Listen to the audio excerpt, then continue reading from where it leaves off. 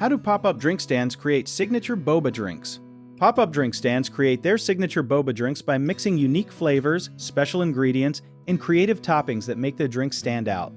Pop-up drink stands often start by choosing a base tea or milk, like black tea, green tea, or milk tea. Then, they add different syrups or fruit flavors to make the drink taste unique.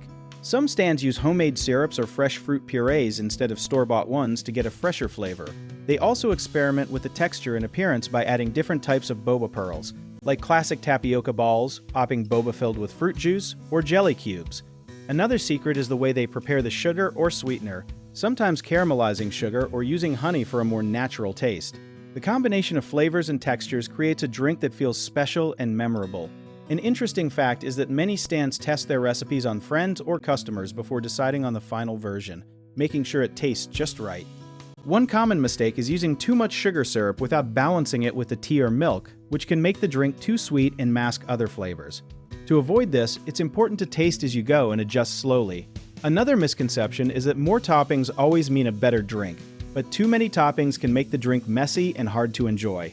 It's better to choose 2 or 3 toppings that complement each other well. Also, some stands forget to keep their tapioca pearls fresh and chewy by not cooking them properly or leaving them sitting too long, which can ruin the texture.